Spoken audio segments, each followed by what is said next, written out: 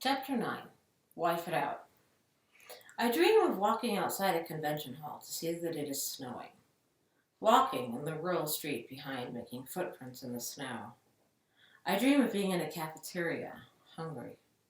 I want to order the cannelloni I see on the meat rack. Before I could make my order, they closed the cafeteria, yanked the food from the shelves. I grab a fleeting handful of spaghetti, stuff it into my mouth as I walk back into the convention. I wake. Bobby takes me into my hands. We have sex. I dress in the clothes I wore the night before. Bobby puts on a short-sleeved plaid Ben Sherman shirt like most in his closet. Bobby's a creature of brands. Materialistic. All of his sportswear is Adidas. All of his shirts are Ben Sherman with a few Penguin. He buys pants from Urban Outfitters and American Apparel. He's well dressed like a gay man, although I know he's straight, and hasn't even experimented. I spend the morning at Bobby's, then drive to therapy. It is sunny in Silver Lake. I watch the brown peeling spot on my arm as I drive, left over from sunning in my sister's backyard. When I get to Glendale Boulevard, there's construction on the street I usually park on. I parallel park laboriously on a side street. Walk several crosswalks. My shoulders are bare, tattooed, sun-baked. The red and black leather crochet scarf flutters behind me. I gush to my therapist about my happiness with Bobby, my reluctance, but growing acceptance with melding with him fully as a marriage, my fear of giving up my independence and autonomy, with a relief, the decision to hyphenate our last names, which is a way big issue. My therapist tells me that my extreme fatigue over the last few days is due to the lunar eclipse in Libra. Don't you love LA? She and her female friends have been tired as well. As a woman, as a witch, as a Libra, I like to think I'm attuned to the cycles of the moon. I pay attention to the moon. And like everything else my therapist says, that eclipse explanation makes so much sense. So I don't care if it's true. I heard about it from fellow mystics on Facebook that, oh, the moon is doing something weird. I had wondered how it would impact my life. Not that I'm really into astrology, but yeah. I don't have time to go home. I must write. I settle in at Bobby's house with my laptop. Let the dogs out. Software updates and getting stoned eat up my time. Bobby comes home. He did not have a good day at the television studio that will not be named. He reprimands me for not taking the dogs out enough. There's urine on the wee-wee pad. He yelled at me for not screwing the top back on a bottle of fizzy water tight enough so it got flat. Not refilling the dog's water. Leaving the dogs penned in the mudroom all day when he wants them free in the house. I'm so sorry. Before you told me to leave them penned so that Jojo wouldn't be on the carpet. You keep changing the house rules and expecting me to read your mind, and I can't keep up. Dogs free inside with me. Okay, I will remember next time. But these are my dogs, Bobby said. They suffered all day today. Look, I forgot a few small things so I could do big things. I cleaned your place, and I did all of your laundry. I picked up coffee because I saw that you were out. But you didn't do exactly what I told you to do, and you did other stuff that I didn't tell you to do, Bobby says. Oh, wow, red flag. I did it out of love. I'm sorry. I forget things. I have a lot on my mind today. I don't know why I can't screw the top of the fizzy water tight enough, but that's something I don't know I'm doing and don't know consistently how to control stopping it. I mean, it's a small thing. Seriously. I type our argument into my laptop for this book.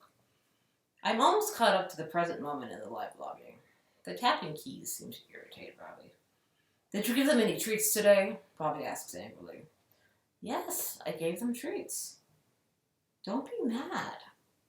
You said that in a confrontational tone, so I responded in a confrontational tone. I would prefer for us to just set the confrontational part of the evening behind us and just be mellow. Well, I can't do that when your gaze is not meeting my eyes. I'm a writer. I must write. But I can stop at any time and begin at any time. I can put this away now that you're home and give you my full attention. Well, if you're in the zone, that's cool. I can just walk the dogs. I decided it's best for Bobby to take some time by himself and cool off. When a man returns from a bad day at work, I've heard he takes it out on his wife. She takes it out on the kids and pets. I realize that would be my future if I married Bobby. I sigh. Bury myself in the laptop again until he returns. He drops off the dogs. Texts me that he's going to the store. I text back.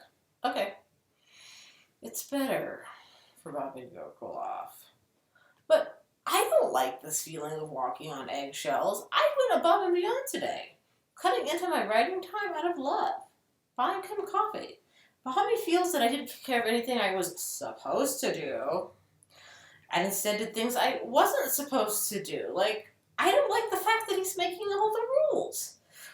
This man being the boss thing, this patriarchy thing, if I'm going to be with a man seriously, I'm going to have to get used to that. Bobby returns. He makes me dinner. A Cobb salad with vinaigrette, mixed greens, bacon, ham, goat cheese. I set the table. We dine. I eat hungrily. It is delicious. I smile at Bobby across the table. Relax into the rhythms of domesticity. I am practicing for marriage. I want him to treat me like an equal so we can practice together. To marriage equally. After dinner, Bobby puts on Forensic Files. My PTSD is triggered by the grisly rapes and murders. Bobby is fascinated by death. Death! Death! Death! Death! Bobby yells from the couch. I climb on top of him. Snuggle him. Let's go to the bedroom, he says. I think we're going to have sex. We snuggle on the bed. I feel myself melt. On the bedroom TV, a deaf lesbian love triangle double homicide in Michigan. There are lesbians everywhere, even in the Midwest. My last thought before I sleep is to be grateful that Ursula never told her wife. Oh, I want to say I'm sorry too. Ursula's wife never cut me into pieces like a chainsaw, like that lesbian did, and thanks. I take the Saccharus. I dream of being in the driveway of my childhood home with old friends. A police car pulls up and frisks us. The policeman is jovial.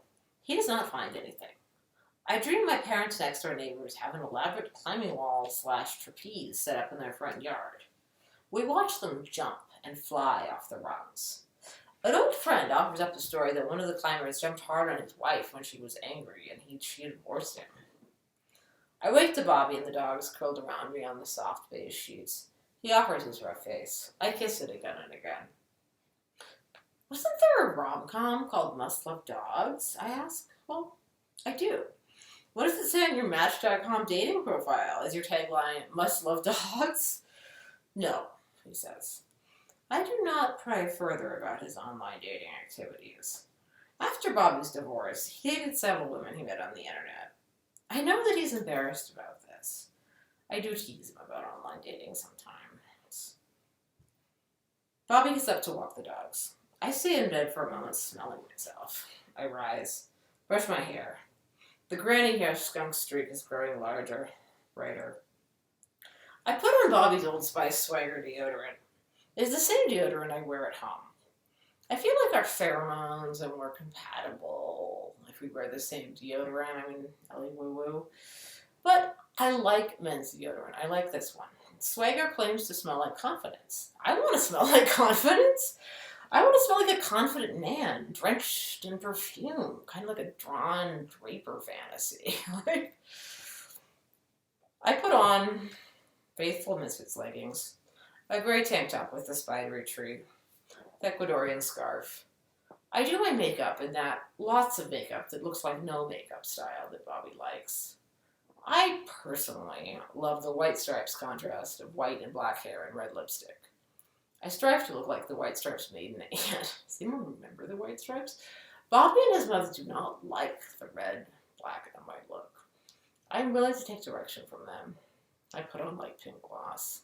Submit. Bobby and I drink coffee together. We talk about who'd kill the other one first.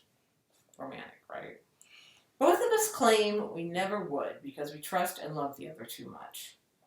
I know the statistics of women dying more often at the hands of their romantic partners than any other way.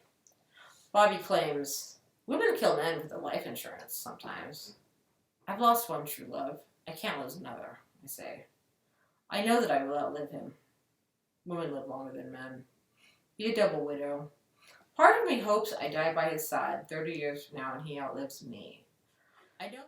Does the afterlife exist on Earth? I don't know. Perhaps after death there is just the silence of sleep until we're reincarnated again. I won't know until I get there. I do feel, though, that Katie's soul remains on Earth after her suicide. The presence of her ghost, to me, tells me her soul lives on after death. Bobby and I talk about the stiffness of corpses as the morning sun comes in the window, half covered in a linen blind. His neighbor's sister, whose body he gave mouth-to-mouth to when she committed suicide. Moving my wife's half-naked corpse to the floor when the 911 woman told me to. The urine on the bed. I leave for my apartment. Struggle through traffic on the 110 and 101. Sing every song I know about Hollywood. The Misfits' Hollywood Babylon. Lana Del Rey's Unreleased Hollywood. Adore Delano's My Address is Hollywood. I let myself in. The cat is sprawled out before the door. White cat belly always when I come home. I take off my clothes. Coat my body in coconut oil. Put on the clean, soft bathrobe. Curl up under the alpaca blanket. Look at tweets about AWP. I call Lish. I catch her packing for a train trip to visit her boyfriend's family. She tells me how hard it is to travel when you're physically disabled.